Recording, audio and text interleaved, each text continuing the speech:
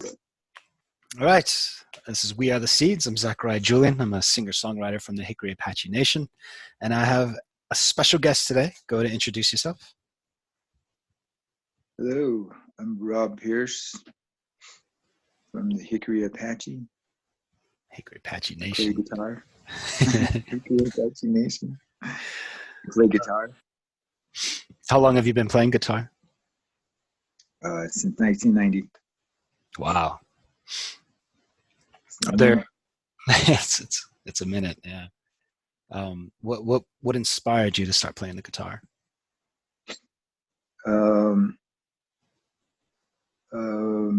When I heard Stevie Ray Vaughan died, 1990.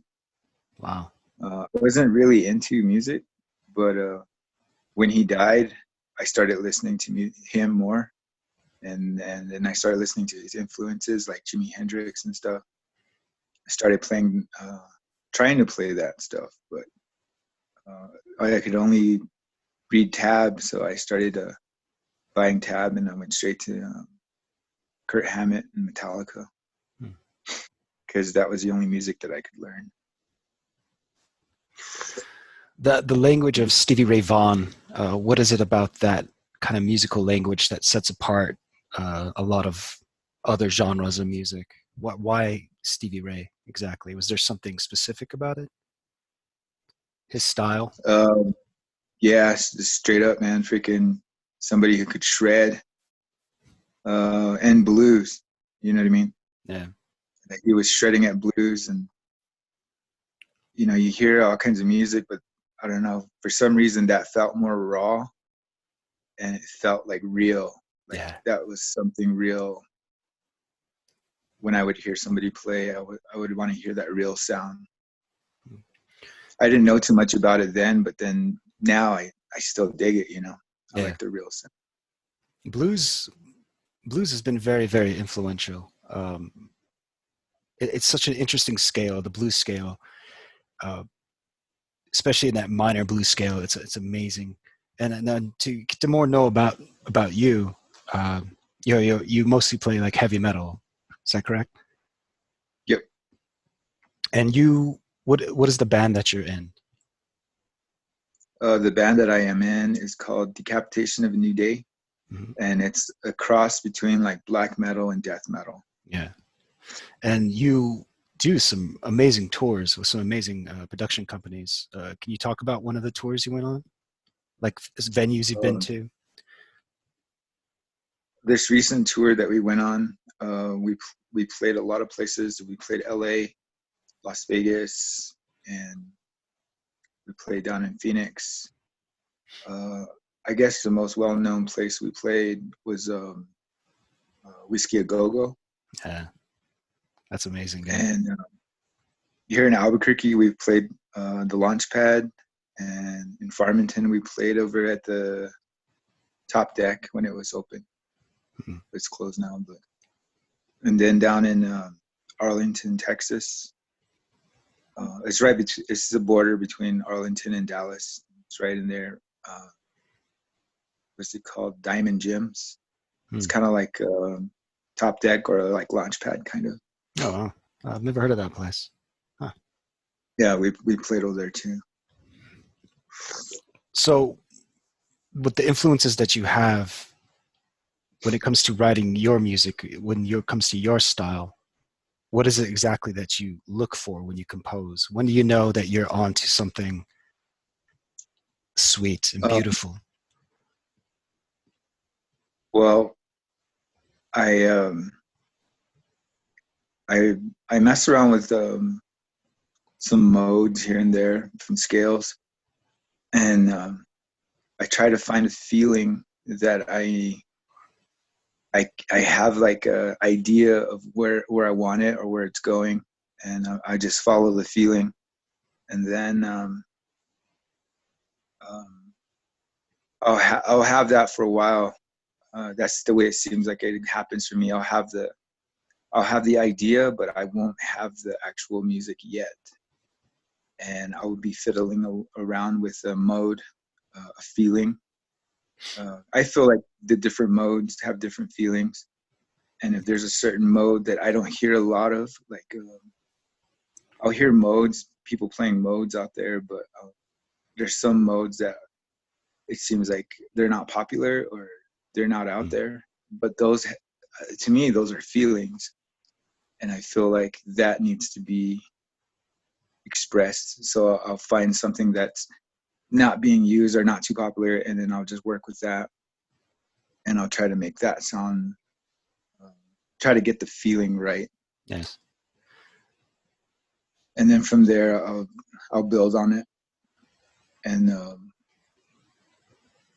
you know, with me, I'm attracted a little bit more towards the dark stuff. Mm-hmm.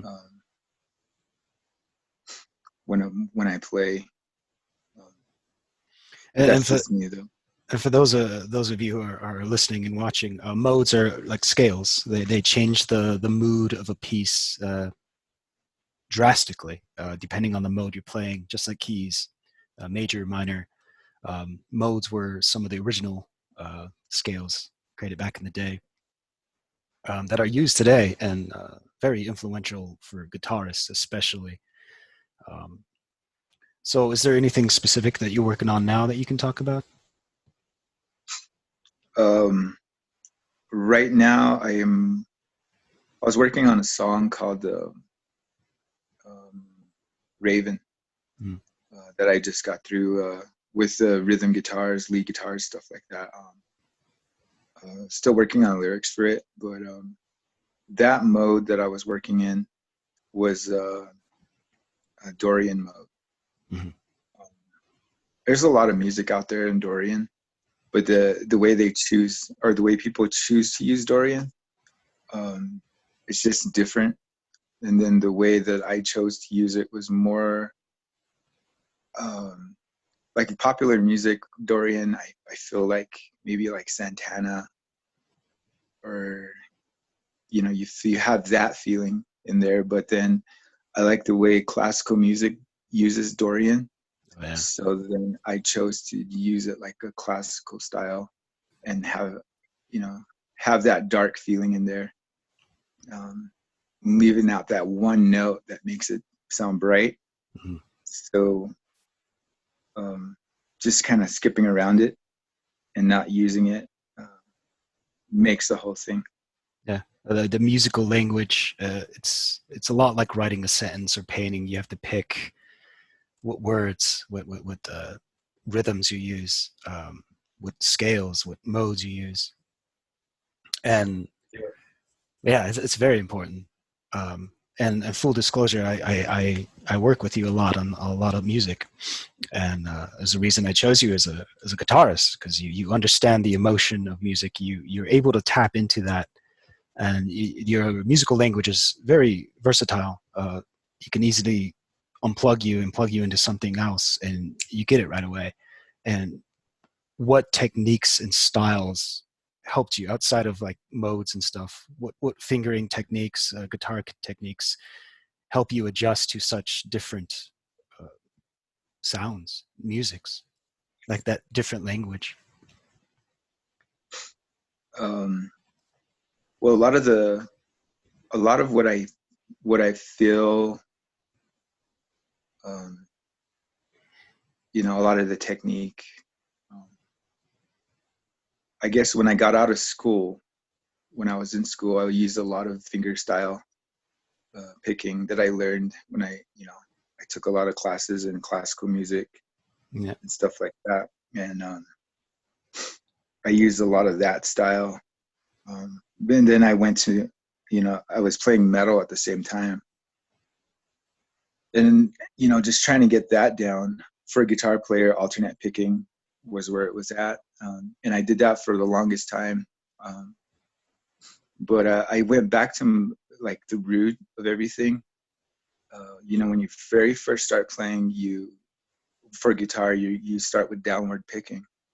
So I started working on downward picking, and that was just from listening to other guitar players, and just trying to work on that fundamental building block right there, Yeah. and really improve that, because you don't really know how bad you are at it until you just do that, you know. Yeah. You put a limit on yourself and you realize that, you know, you're not really that proficient. So once I started limiting myself to just doing downward picking, it forced me to get better at it. And then it made everything else better. Everything, for a guitar player, sitting down and playing is easy. But standing up and playing is hard, but downward picking will definitely improve you in that area. And it definitely helps with like timing too. But for everybody, it's different. For me, that's how it is. And I use a lot of picking with a guitar pick because I play metal. Yeah. But when I do classical, you know, I keep my nails fashioned a certain way. I don't know if you can see. Yeah, you get those strings. They're long on one side and small on the other side. Yeah. So when I pick, you know, that's how I think everybody, when I was in guitar class, that's how everybody's nails were. But that was just sort of straight up picking, finger style, classical style, flamenco. It's interesting. I was talking to a pianist yesterday, and we were talking about the importance of your body and how fragile your hands really can be. And it's always fascinating as musicians how we morph our bodies in order to perform our instruments better. Growing your nails, breathing techniques, sitting properly. Like you were saying, standing and picking. It's a completely different language.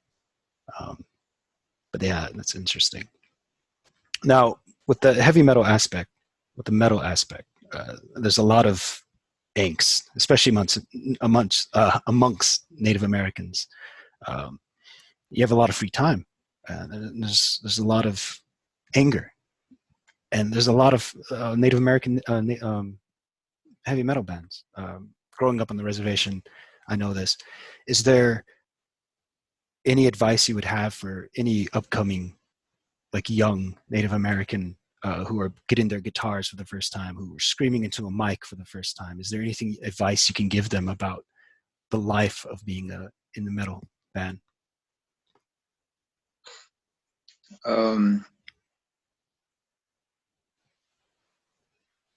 If I was talking to myself, and I was younger, I would tell myself,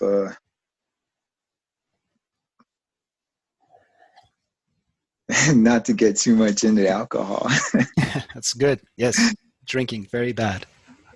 Yeah, because I went down that road and I felt like I wasted a lot of time doing that rather than doing what I really want to do. How long have you been sober now? I've been sober 7 years. Congratulations, man. Yeah. Before that, that's all I was doing was drinking. I had a band then too, but I wasn't focused. You know what I mean? Yeah. I didn't have a goal. I just didn't know what I was going to do with it, but I knew that's what I wanted to do. But as soon as I sobered up, I got the direction and I went that way. Yeah. It's focusing your time and energy into instruments and music, and learning how to practice, not just practicing. I mean, you can just jam out if you want to. That's totally fine. I mean, we all do it. We're all musicians and like, I don't want to do scales today. I don't want to do technique. I just want to jam. That's very important when you're coming into music, and realizing that it is a job. It's hours of work. How many hours of practice would you say you do a day? Now I do probably collectively, I do maybe an hour and a half. On days where I'm really feeling it, I'll maybe do up to four hours. Wow. But when I was younger, that took up all my day. I would probably do like all day just practicing. I would practice in the morning, go to school, get out from school and just practice until I went to sleep. but I feel like when you're younger, you don't really have a direction. You're just playing. Uh, when you get older, I feel like now I understand what needs to be done, what needs to be worked on, and I'll work on exactly that.